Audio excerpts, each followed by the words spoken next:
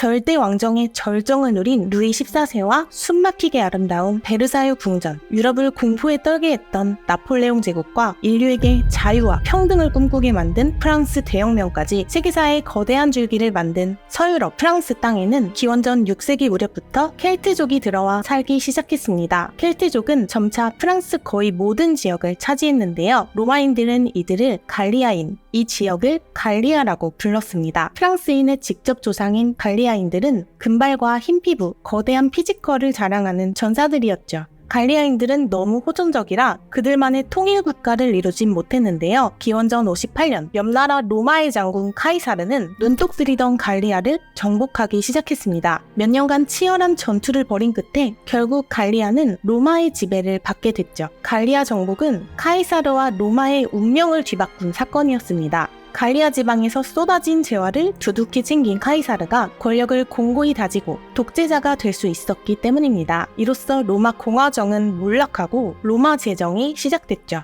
그 와중에도 호전적인 갈리아인들은 끝없이 반란을 일으켰습니다. 갈리아 지방을 완전히 합병한 건 로마 제국 초대 황제 아우구스투스 때였습니다. 아우구스투스 때부터 로마 제국은 광대한 영토를 다스리며 약 200년간 평화와 번성의 시대를 누렸는데요. 이때 로마 문화가 갈리아 문화와 아름답게 뒤섞이면서 갈리아 지방에는 새로운 도시와 각종 문화시설이 건설됐습니다. 특히 로마인들은 전략적으로 중요한 센강 주변에 요새를 세워 도시를 건설했는데요. 이 도시는 오늘날의 프랑스 수도 파리로 성장하게 됩니다. 그러나 2세기 후반쯤부턴 로마 제국 평화의 시대가 저물었습니다. 이미 내부적으로도 무너지고 있던 로마에 북방의 게르만족이 자꾸만 쳐들어와 약탈을 일삼곤 했죠. 농민이며 자유민 할 것 없이 무서운 이민족을 피해 살아남으려면 대토지를 가진 영주 밑에 스스로 들어가 보호를 요청해야 했습니다. 이러한 보호와 충성의 관계는 중세 봉건제도의 기초가 되고 이들의 후손이 훗날 중세 농노가 되는 것이었습니다. 또한 지방의 대토지 소유주에게는 점점 부와 권력이 쏠리게 됐죠.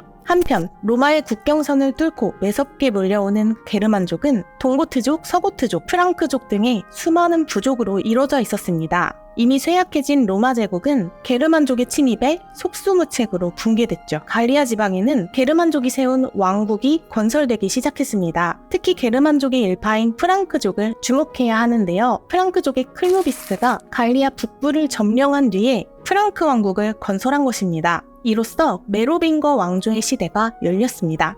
클로비스가 유럽사의 물줄기를 바꾼 선택이 있었는데요. 그것은 바로 로마 가톨릭으로 개종을 했다는 점입니다. 원래 게르만족은 대부분 아리우스파를 믿고 있었는데요. 클로비스의 부인이 열렬한 가톨릭 신자였다고 하지만 그의 개종 이후에는 정치적 목적이 가장 크게 작용했습니다. 가톨릭으로 개종함으로써 이미 가톨릭을 믿고 있던 토착 세력, 즉 로마인과 갈리아인의 지지를 얻을 수 있었고 로마 가톨릭 교회와 관계를 강화해서 프랑크 왕국의 영향력을 키울 수 있었기 때문입니다. 결국 클로비스의 개종은 중세 유럽에서 기독교가 확산되는 중요한 출발점이 됐습니다. 클로비스는 프랑크 왕국의 영토를 넓히고 파리를 왕국의 수도로 결정했는데요. 클로비스 1세가 511년에 죽은 뒤 메로빙거 왕조는 점점 불안정해졌습니다. 왕국을 분할해서 상속하는 관습에 따라 클로비스의 4아들이 영토를 나눠서 상속받게 되는데요. 이 분할 통치 관습 때문에 왕국은 계속해서 분열됐고 서로의 영토를 뺏기 위해 집안 싸움을 계속했습니다. 결국 메로빙거 왕조의 왕들은 점점 이름뿐인 껍데기 왕으로 변해가고 실질적인 통치권은 궁제에게 넘어가 버렸죠. 그러다 결국 실권을 행사하던 궁제가 751년 메로빙거 왕조를 무너뜨리고 말았습니다. 그가 바로 카롤링거 왕조의 시작을 여는 피핀 3세였습니다.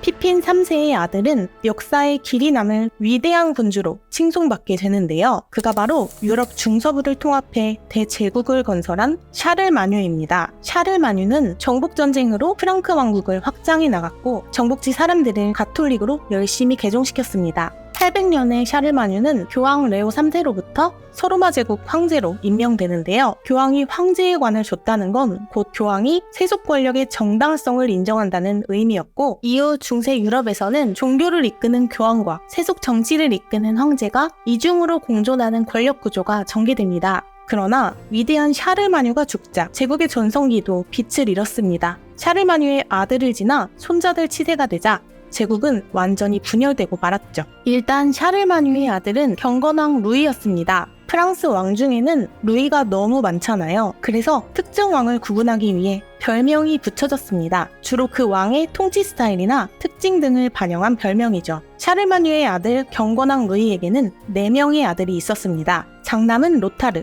둘째는 피핀, 셋째는 독일왕 루이, 넷째는 대머리 왕 샤를입니다. 아빠 경건왕 루이가 죽고서 아들끼리 한바탕 상속 문제로 난리가 났다가 결국 제국은 3등분으로 쪼개지게 되는데요. 결론적으로 대머리 왕 샤를은 서프랑크를, 장남 로타르는 중부 프랑크 왕국과 신성 로마 제국 황제 타이틀을 가졌고 독일왕 루이는 동프랑크를 차지하게 됩니다. 그러다 장남 로타르가 죽고서 또 한바탕 왕자들의 난이 벌어졌는데요. 이 과정에서 서유럽의 주요 국가들, 특히 프랑스, 독일, 이탈리아의 기초가 형성됐습니다. 서프랑크 왕국은 훗날 프랑스로, 중프랑크 왕국은 대부분 이탈리아로, 동프랑크 왕국은 독일로 발전하게 되죠. 시간이 흘러 9에서 10세기경 이민족의 침입이 프랑크 제국의 운명을 뒤흔들기 시작했습니다. 예컨대 유목민족인 마자르족이 자꾸 쳐들어오자 독일왕 오토 1세는 이들을 막아내며 영웅이 됐는데요. 962년 오토 1세가 로마 교황에게 황제관을 수여받으면서 신성 로마 제국의 역사가 시작됩니다. 이 영상에서 주목할 이민족은 사실 따로 있습니다. 9세기 무렵 북유럽에 살던 바이킹들이 쳐들어온 것인데요. 엄청난 피지컬을 자랑하는 이 바이킹들은 유럽의 역사를 말 그대로 뒤집어 놓은 인물들입니다. 바이킹의 역사가 진짜 재밌는데 고정 댓글에 링크 걸어두겠습니다. 9세기 후반부터 바이킹 롤로가 자꾸 프랑스를 공격하니까 골치 아팠던 프랑스 샤를 3세는 롤로와 협상을 맺었습니다. 911년 롤로에게 노르망디 땅을 영지로 줄 테니 제발 침략을 멈추고 프랑스 공작이 돼서 왕에게 충성하라고 했죠. 그러자 롤로는 바로 북유럽 신들을 버리고 기독교 신자로 갈아타더니 프랑스 왕을 섬기는 노르망디 최초의 공작이 됩니다. 이렇게 노르망디에 정착한 바이킹의 후손을 노르만족이라고 부르는데요. 바이킹 롤로의 후손인 정보강 윌리엄은 영국으로 넘어가 노르만 왕조까지 열었습니다. 대단한 바이킹들이죠. 원래 노르망디는 프랑스 왕에게 하사받은 영지였잖아요. 그런데 정보강 윌리엄이 잉글랜드 노르만 왕조의 초대 국왕이 되면서 노르망디는 잉글랜드 국왕의 땅이 됐습니다. 이렇게 스케일 큰 이민족들이 계속해서 침략하니 지방 권력자들은 스스로 침입자를 물리치며 영토를 지켜냈는데요. 이 과정에서 중세 유럽에는 중앙 권력이 닿지 않는 독자적 지방 권력이 나날이 강화됐습니다. 혼란했던 유럽 사회가 안정된 것은 11세기 중반부터였습니다. 11세기부터 황무지나 산림을 열심히 개간해 새로운 농지가 탄생했고 농기구가 발달하면서 농업 생산량이 증가했는데요. 이제 남아돌게 된 잉여 생산물은 시장에서 팔리기 시작하고 지중해 발트해 북해를 통한 국제무역이 발전합니다. 이렇게 상업이 발달하니까 교통이 좋은 지역에 상인이 몰리고 상권이 생기고 중세 도시가 발전하기 시작했죠. 중세 도시에 몰려들어 생활하던 상인들은 성체 바깥에 살면서 시장을 형성했는데요. 이 때문에 성 바깥에 사는 사람들이라는 의미의 부르주아라는 말이 탄생합니다. 오늘날에는 부르주아 하면 흔히 중산층, 자산가 계급을 의미하잖아요. 중세에는 시민을 뜻하는 용어로 쓰였습니다. 특히 시민 중에서도 상업, 무역에 종사하며 경제력을 지닌 시민을 뜻했죠. 상인들이 밀집된 중세 도시에는 수공업자도 모여들었고 점차 상업과 수공업자 위주의 시민계급이 형성됐습니다. 상인들과 수공업자들은 각각 자기의 활동과 이익을 보호하기 위해 길드를 만들기 시작합니다. 길드란 중세 유럽에서 만들어진 단체인데요. 상인 길드는 외부 상인들과의 경쟁에서 그들 단체의 이익을 보호해주고 길드 회원끼리 다양한 지원을 주고받았습니다. 수공업자 길드도 있었는데요. 수공업자들은 기본적으로 같은 직종끼리 단체를 만들었고 오직 숙련된 장인만이 수공업 길드에 가입할 수 있었습니다. 특정 기술을 가진 장인들은 직인과 도제를 거느렸는데요. 초보 견습생 시절인 도제 과정을 마치면 숙련된 기술을 가진 직인이 되었습니다. 또 직인이 자신의 기술을 길드에게 인정받으면 최고의 숙련도를 가진 장인이 되어 자기만의 작업장을 꾸릴 수 있었죠. 그런데 당시 사람들은 대부분 그 지방 영주의 지배를 받고 살았습니다. 영주 밑에서 농사짓고 세금 내며 살다 보니 이동의 자유가 없었죠. 하지만 상인과 장인들은 농민들과는 달리 맘대로 이동할 자유와 독립적인 경제활동을 원하게 됐습니다. 그래서 도시 주민들은 영주에게서 자치권을 얻기 위해 움직입니다. 이른바 포민운동이 시작된 것입니다. 포민운동은 주로 프랑스, 독일, 이탈리아 등의 도시에서 발생했는데요. 영주에게 돈 주고 협상하거나 반란을 일으켜서 자치권을 얻었습니다. 자치권을 얻은 도시는 영주의 소나기에서 벗어나 독립적으로 운영됐고 상업과 무역의 중심지로 성장하며 경제적 번영을 이뤘습니다. 11세기부터 13세기에 이르는 동안 중세 유럽 도시에선 활력이 솟아났고 이는 곧 종교적 열정과 문화적 부흥으로 이어졌습니다. 이러한 중세 흐름 속 프랑스 왕실에선 어떤 일이 벌어지고 있었을까요? 클로비스 1세가 세운 첫 번째 왕조가 메로빙거 왕조, 그 다음이 샤르마뉴로 유명한 카롤링거 왕조였잖아요. 카롤링거 왕조의 마지막 왕 루이 5세가 987년에 후계자 없이 세상을 떠났습니다. 이때 위그 카페가 왕위에 오르면서 약 300년에 걸친 카페 왕조의 시대가 열렸습니다. 카페 왕조는 왕권을 강화하고 열심히 영토도 확장했는데요. 카페 왕조의 뚱뚱보 루이 6세는 지방의 힘센 영주들을 내쫓고 성체를 파괴하면서 왕권을 강화했습니다. 루이 7세 때는 그 유명한 노트르담 대성당 건설이 시작됐는데요. 14세기까지 공사가 이어진 파리의 대표적인 고딕 양식 성당입니다. 중세의 이런 건축은 신앙심의 상징인 동시에 도시의 번영을 자부하는 상징이기도 했습니다. 루이 7세에게 왕위를 물려받은 아들 필리프 2세는 탁월한 능력으로 프랑스 국력을 드높여 존엄왕이라고 불리는데요. 존엄왕 필리프 2세는 지능적인 외교 실력으로 영국 왕실 집안 싸움을 부추겨서 결국 노르망디와 같은 영국령 영토를 빼앗았을 뿐만 아니라 제3차 십자군 원정에도 참여했습니다. 잠시 정리하고 가자면 십자군 원정은 11세기부터 13세기까지 유럽 기독교 세력이 공통성지 예루살렘을 이슬람 세력에게서 탈환하기 위한 전쟁이었죠. 이 시기의 교황은 유럽 기독교 세계의 강력한 종교적 지도자로서 십자군 전쟁을 독려하고 지원했습니다. 11세기 이후로 지속되던 프랑스의 성장은 어느덧 멈췄습니다. 14세기의 프랑스는 지금껏 겪어보지 못한 재앙을 연달아 맞이하게 됐죠. 14세기 초부터 소빙기가 시작되면서 기온이 뚝 떨어지니까 불안정한 기후변화로 농업 생산력은 치명타를 입었습니다. 14세기 초 유럽 전역에서 작물이 썩어 들어갔고 끔찍한 기근 속에서 굶주리던 사람들은 죽은 이웃의 시체라도 입에 넣으며 절박하게 생존해야 했습니다. 게다가 무시무시한 흑사병이 창궐해서 프랑스 인구의 3분의 1을 앗아가기까지 했죠. 무서운 속도로 전파된 흑사병은 순식간에 마을과 도시를 초토화시켰고 피부 아래 발생한 출혈로 검은 반점이 생기는 등 외형적으로도 엄청난 공포를 불러일으켰습니다. 당시엔 병의 원인과 전파 방법을 이해하지 못했기 때문에 많은 사람들은 신께서 벌을 주셨다고 믿으며 깊은 절망에 빠졌습니다. 이런 분위기 속에서 사람들은 분노와 절망을 퍼부을 희생양을 찾았습니다. 그래서 유대인 학살이 벌어졌고 마녀 사냥이 유행했습니다. 원래도 유럽 기독교 세계에서는 유대인을 향한 뿌리 깊은 미움이 만연했습니다. 유대인이 예수를 죽였다는 종교적인 이유도 있었고 유대인의 경제적 성공에 대한 질투와 반감도 한몫했죠. 기독교인들은 교회의 가르침에 따라 고리대금업을 할 수 없었는데 이런 제한에서 자유로웠던 유대인들은 고리대금업으로 경제적 성공을 거뒀기 때문입니다. 그러다 14세기 흑사병이 창궐하자 유대인은 너무도 쉽게 집단학살의 희생양이 되었죠. 이 뿌리 깊은 유대인 혐오는 20세기까지 계속돼서 훗날 독일 히틀러의 나치 정권 아래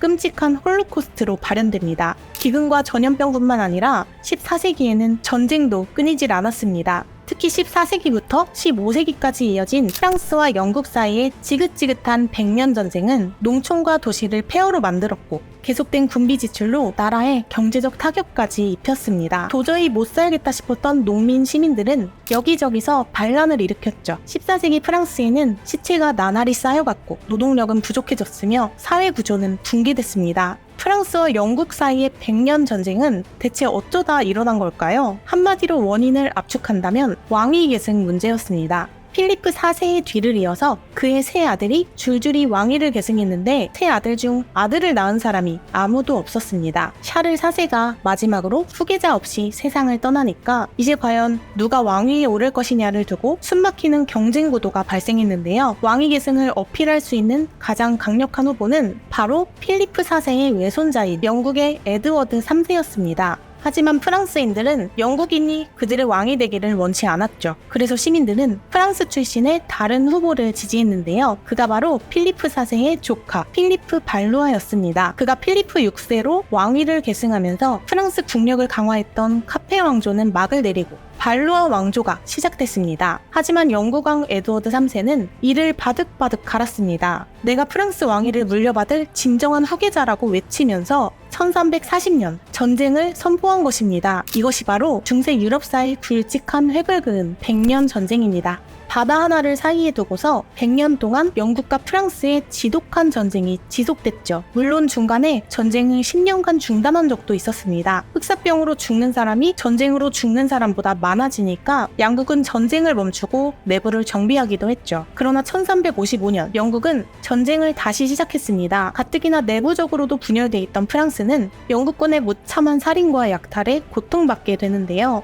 100년 전쟁 후반기 절체절명의 위기에 빠진 프랑스에 나라를 구원할 뜻밖의 영웅이 등장했습니다. 바로 평범한 시골 소녀 잔다르크였습니다. 프랑스의 작은 마을에서 태어난 이 17살 소녀는 13살 때부터 프랑스를 구하라는 신의 목소리를 들었다고 합니다. 자신의 운명을 받아들인 잔다르크가 마침내 왕세자 샤를에게 찾아갔을 때 프랑스는 영국군에게 국토를 거의 빼앗긴 상태였습니다. 왕세자 샤를은 신의 계시를 받았다는 잔다르크를 시험하기 위해 평범한 귀족 복장을 하고 신하들 사이에 섞여 있었는데요. 궁정에 도착한 잔다르크는 방안을 쓱 둘러보더니 왕자의 위장용으로 앉혀둔 인물이 아니라 변장하고 있던 진짜 샤를에게 주저없이 다가가 인사를 올렸답니다. 이에 모두가 놀라움을 금치 못했고 샤를은 그녀가 신의 인도를 받고 있음을 확신했다고 하죠. 잔다르크는 오를레앙 공방전에서 영국군을 격퇴하며 승리를 거뒀고 이로써 침체됐던 프랑스군의 사기는 하늘을 찌를 듯 높아졌습니다. 그리고 왕위 계승에서 제외되어 절망했던 왕세자 샤를은 대관식을 통해 당당히 프랑스 국왕 샤를 7세로 등극했습니다. 그의 옆에는 당당히 깃발을 든 잔다르크가 함께였죠.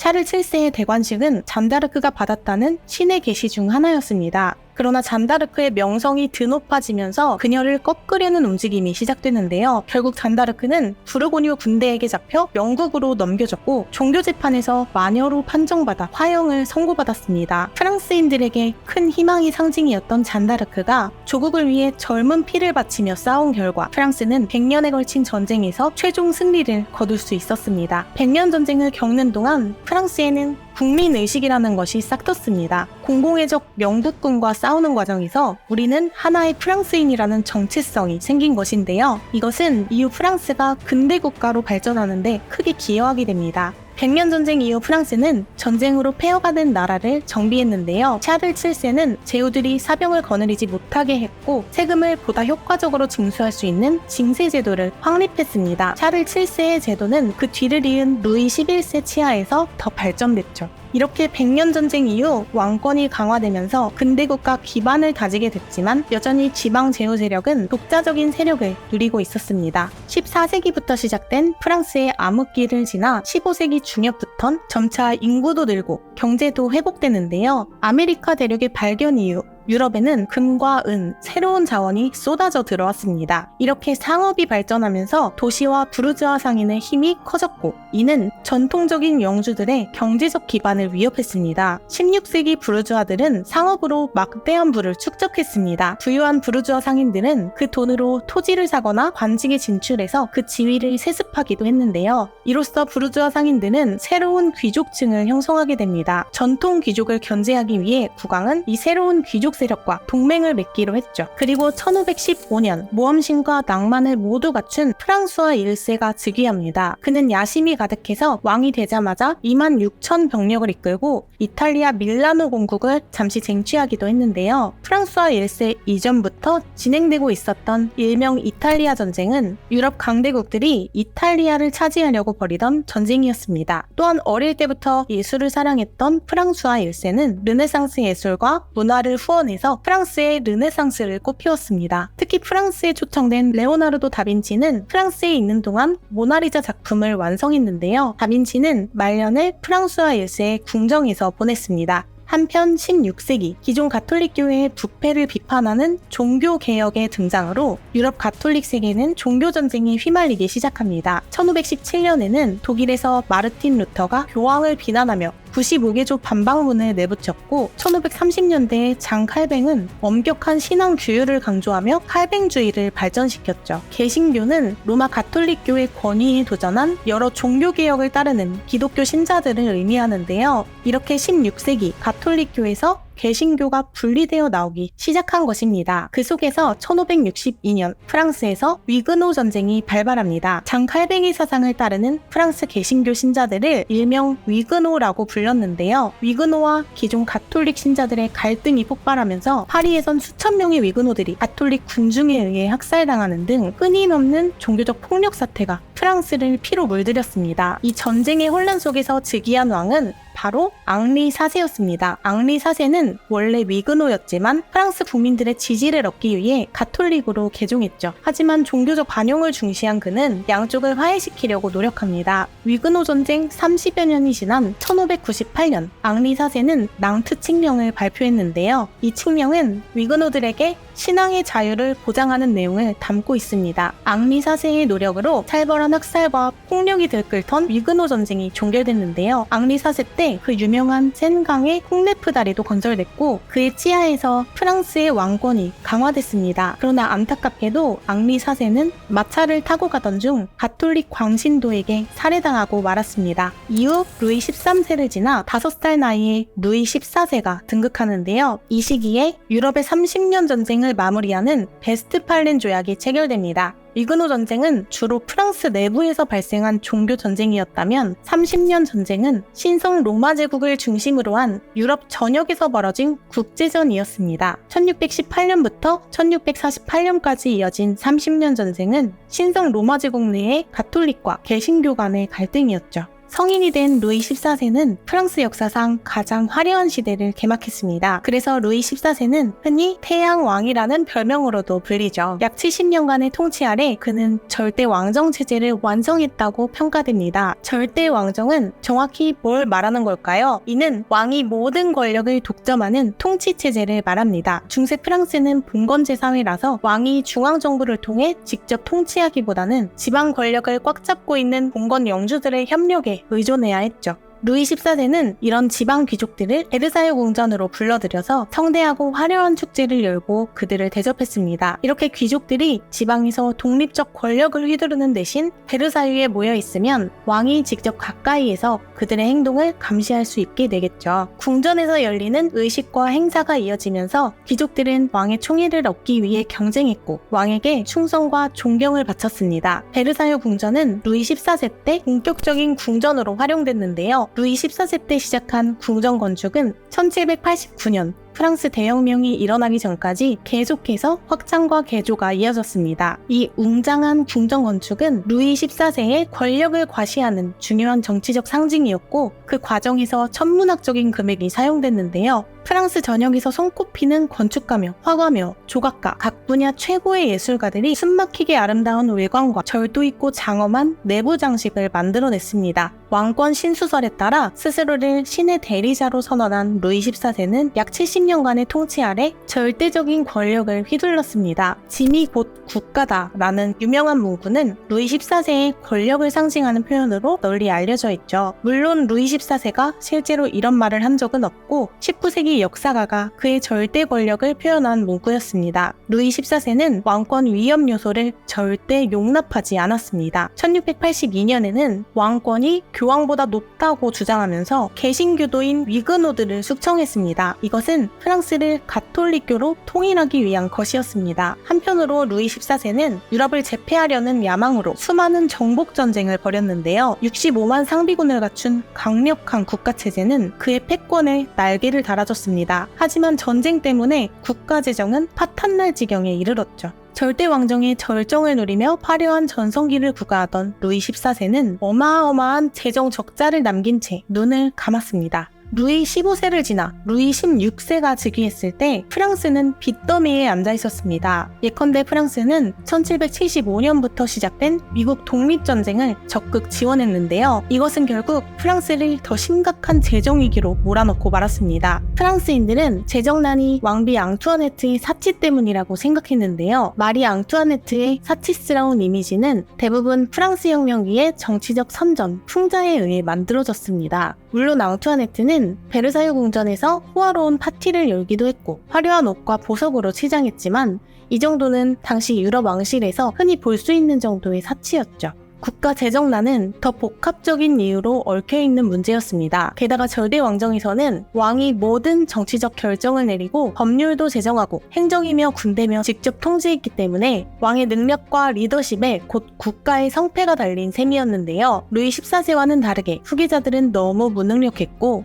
결국 공고했던 왕권은 모래성처럼 무너져 내리기 시작했습니다. 이런 사회적 모순은 루이 16세 치하에 발생하는 역사적인 대사건, 프랑스 대혁명의 전조였습니다. 18세기에 벌어진 프랑스 대혁명이 인류사에서 가장 중대한 사건 중 하나로 손꼽히는 이유가 뭘까요? 이 혁명이 근대 민주주의의 기초를 다졌기 때문입니다. 혁명은 무려 1000년 동안 이어진 군주제와 왕권을 무너뜨렸고 귀족과 성직자의 전통적인 특권을 폐지했습니다. 중세 봉건사회의 불평등한 구조를 근본적으로 변화시킨 사건이었죠. 무엇보다 모든 개인은 자유롭고 평등하다는 가치를 내세워 공화정을 수립했습니다. 전 세계적인 파급력을 가진 프랑스 혁명 결과 인류는 민주주의라는 목표를 향해 전진할 수 있었습니다. 그럼 프랑스 대혁명의 원인을 세 가지로 정리해볼까요? 첫째, 경제적 위기와 루이 16세의 무능한 통치는 프랑스인들의 불만을 증폭시켰습니다. 둘째는 신분제와 사회적 불평등 때문이었습니다. 프랑스 사회는 제1신분인 성직자, 제2신분인 귀족, 제3신분인 평민으로 구성됐는데요. 제3신분은 세금 문제나 정치적 권한 면에서 차별받았습니다. 제3신분에는 농민을 비롯한 여러 계층이 포함돼 있었는데요. 금융업, 상업 등으로 부를 축적한 부르주아 역시 제3신분이었습니다. 부르주아 계층은 경제적 성장을 이루며 사회적 영향력도 한껏 키웠는데 여전히 비특권 계급이라는 현실이 답답했습니다. 따라서 부르주아들은 신분제를 거부하고 평등하게 정치적 권한을 갖길 원했습니다. 물론 전통 귀족들 입장에선 그들만의 특권을 유지하길 원했죠. 그런데 전통 귀족들 역시 불만이 누적되고 있었습니다. 전통 귀족들은 예로부터 상업이고 뭐고 일을 하지 않았기 때문에 나날이 부를 거머쥐는 부르주아와는 달리 몰락의 길을 걷고 있었습니다. 세 번째 원인을 꼽자면 바로 계몽사상의 영향입니다. 볼테르와 루소 같은 계몽사상가들이 자유와 평등, 인권을 외치자 새로운 세계관을 접한 프랑스인들의 인식이 변하기 시작합니다. 절대왕정과 신분제가 당연하다는 고정관념에서 벗어난 프랑스인들은 평등과 자유에 눈을 떼기 시작했죠. 이런 사회적 분위기 속에서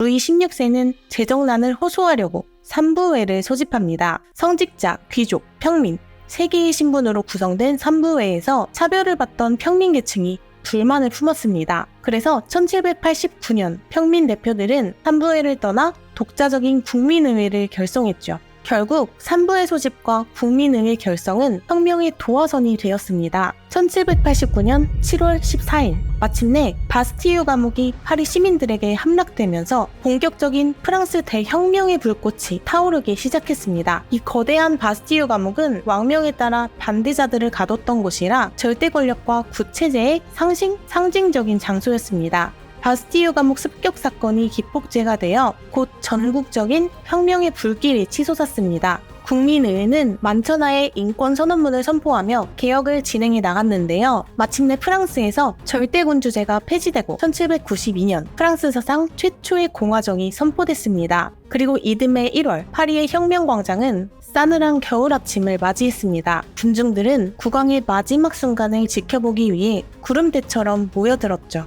반역죄로 기소된 루이 16세는 마지막 기도를 마친 후 단두대에 올라 공개 처형됐습니다. 이후 나폴레옹 등장 전까지 정치적 혼란 상태가 이어지는데요. 정권을 장악한 자코뱅파의 지도자 로베스피에르가 피해 숙청으로 공포 정치를 벌였습니다. 이걸 두 눈 뜨고 볼 수 없었던 로베스피에르 반대파는 결국 1794년 테르미도르 반동 사건을 일으켜 로베스피에르를 축출했죠. 이렇게 자코뱅파의 공포 정치가 종결되고 1795년부터 1799년까지 프랑스는 총재 정부에 의해 통치됐습니다. 하지만 정치적 혼란과 경제적 불안이 계속 이어지는 가운데 마침내 시대의 영웅이 등장했습니다. 그가 바로 나폴레옹 보나파르트였습니다. 1799년 나폴레옹은 쿠데타를 일으키며 순식간에 권력을 움켜쥐었는데요. 이는 곧 프랑스 대혁명이 마무리되고 새 시대의 질서가 시작되는 순간이었습니다. 나폴레옹은 프랑스를 위협하는 나라들을 줄줄이 물리치고 국민들에게 종교의 자유, 사회적 평등을 보장해줬는데요. 나라를 안정시킨 나폴레옹을 향해 국민들은 환호성을 질렀습니다. 마침내 1804년 나폴레옹은 압도적인 지지 속에서 황제로 즉위합니다. 짧았던 공화국 시대가 끝나고 나폴레옹 제국이 탄생한 것입니다. 이때 나폴레옹 제국은 역사적으로 제1제정이라고 부릅니다. 나폴레옹은 옛 샤를마뉴 제국의 부활을 꿈꾸며 충성스러운 군대를 이끌고 유럽 전역을 휩쓸고 다녔습니다. 프랑스 혁명과 나폴레옹 제국을 거치며 전쟁의 판도가 크게 변화했는데요. 새로운 전술과 전략이 도입돼 전쟁 규모가 커진 데다 모든 계층에서 병사가 충원됐습니다. 노동자와 기술자들은 군수품 생산에 참여했고 국가의 인적, 물적 자원이 총동원된 총력전의 양상이 나타났습니다. 물론 진정한 의미의 총력전은 20세기 세계대전에서 나타났지만 19세기 나폴레옹 전쟁 시대에도 이미 국가의 인적, 물적 자원이 총동원된 전쟁이 전개되고 있었다고 볼 수 있습니다. 연평균 약 40만 명의 대군을 구성한 나폴레옹군은 새로운 군사 편제와 엄격한 기강을 바탕으로 압도적인 군사력을 자랑했고 이를 통해 유럽 전역에서 나폴레옹의 패권이 빠르게 달성됐습니다. 나폴레옹은 1806년 신성 로마 제국으로 묶인 여러 독일 국가들을 모아서 일명 라인 동맹을 결성했는데요. 라인 동맹은 신성 로마 제국 황제 프란츠 2세에게 큰 압박이 됐습니다. 결국 1806년에 프란츠 2세는 신성 로마 제국 황제 자리를 포기하고 오스트리아 황제로서 지위를 유지하게 됐습니다. 이로써 844년간 지속된 신성 로마 제국은 공식적으로 해체됐죠. 라인 동맹을 통해 독일 지역을 자신의 영향력 아래 두고 유럽 대륙에서 강력한 패권을 휘두르던 천하무적 나폴레옹. 하지만 그에게 뜻밖의 실패를 안겨준 것은 러시아의 살인적인 추이였습니다. 1812년 나폴레옹은 60만 대군을 거느리고 러시아 원정에 나섰는데요. 예상치 못하게도 러시아군은 도시를 방어하지도 않고 사람도 식량도 남기지 않은 채 싹 다 철수한 상태였습니다. 모스크바는 텅 빈 지옥처럼 불타고 있을 뿐이었죠. 어쩔 수 없이 퇴각하던 나폴레옹 군대는 혹독한 추위와 러시아의 게릴라 전술로 큰 타격을 입고 말았습니다. 이렇게 1812년 러시아 원정에 실패하면서 전 유럽을 제패하려던 나폴레옹의 패권 또한 무너지기 시작했는데요. 유럽 각국에서는 나폴레옹에 반대하는 연합군이 결성됐고 나폴레옹의 군사적 패권은 빠르게 몰락합니다. 1814년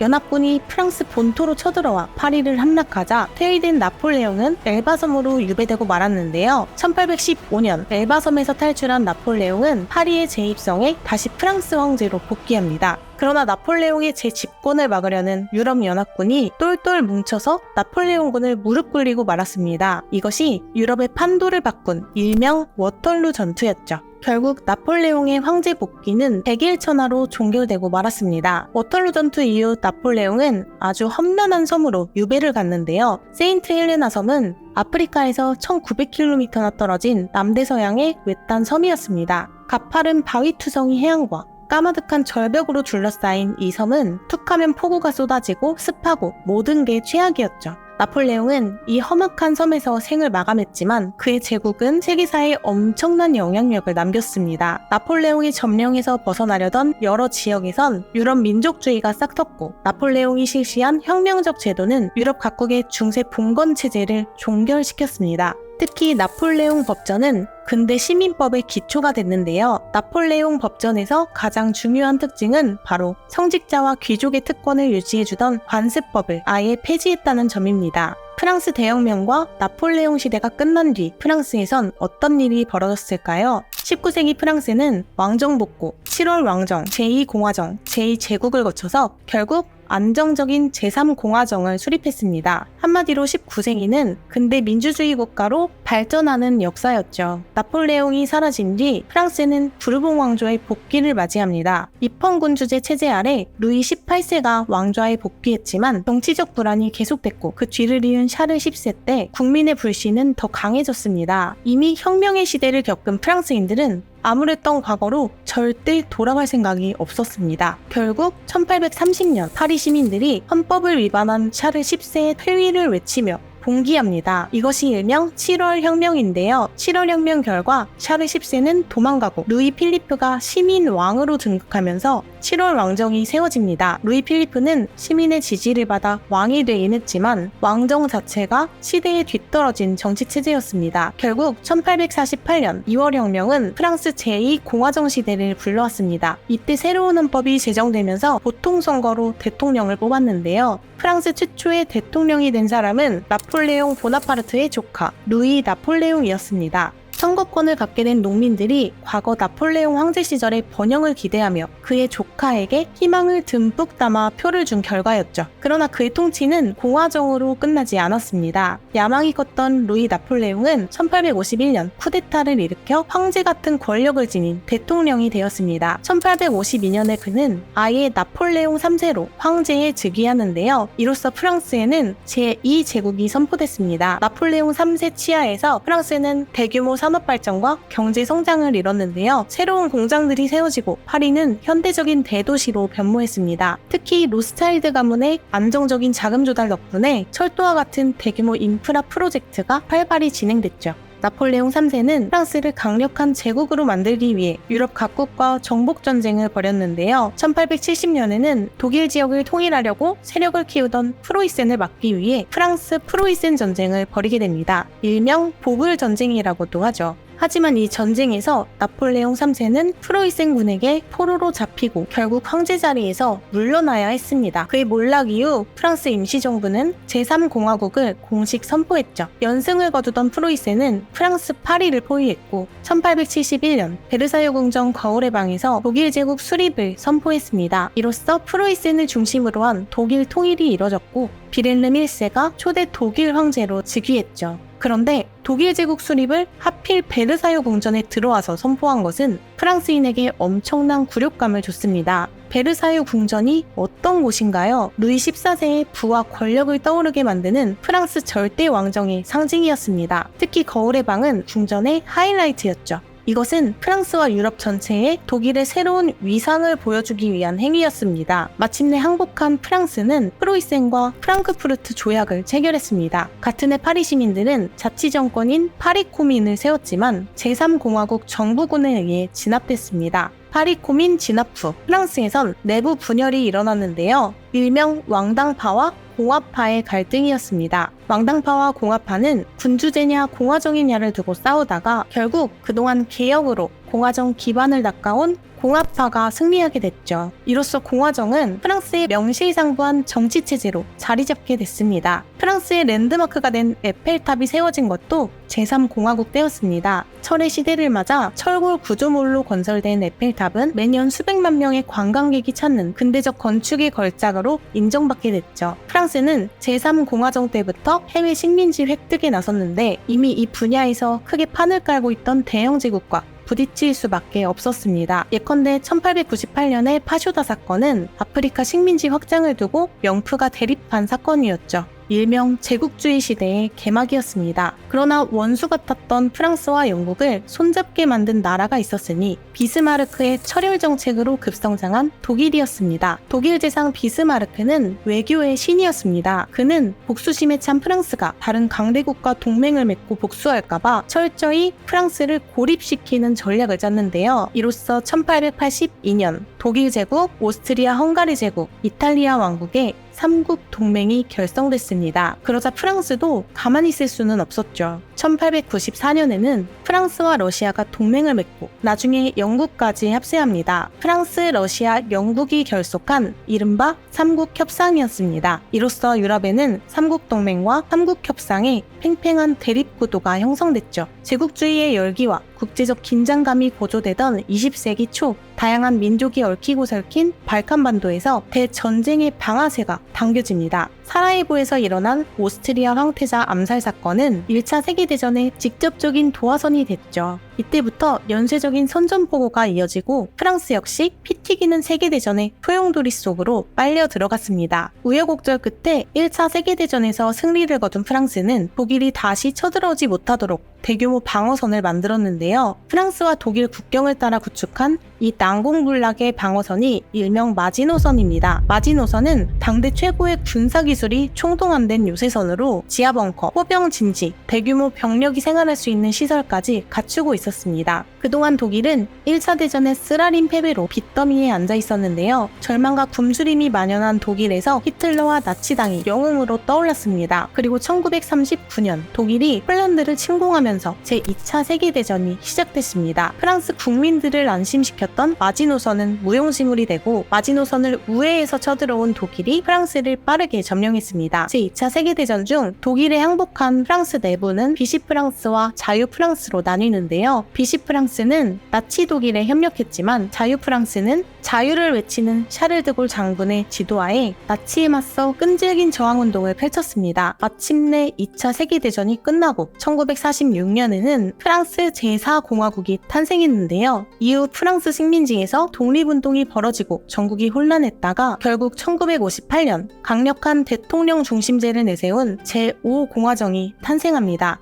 대통령에 취임한 사람은 바로 국민의 압도적 지지를 받은 샤를 드골이었습니다. 샤를 드골 시대의 프랑스는 빠른 경제성장과 정치적 안정을 이뤘고 프랑스는 유럽 경제공동체의 창립 멤버로서 유럽 통합의 중심적인 역할을 수행했습니다. 이것은 후에 유럽연합 EU로 발전하게 되죠. 또한 20세기 이후에도 프랑스 파리는 여전히 세계 예술의 중심지로 남았습니다. 크리스찬 디올, 입생 로랑, 코코 샤넬과 같은 전설적인 디자이너들을 비롯해 프랑스 파리는 세계 예술과 패션의 수도로 자리매김했습니다. 1958년부터 시작된 프랑스 제5공화국은 파리 올림픽이 개최되는 2024년 현재까지도 계속되고 있습니다.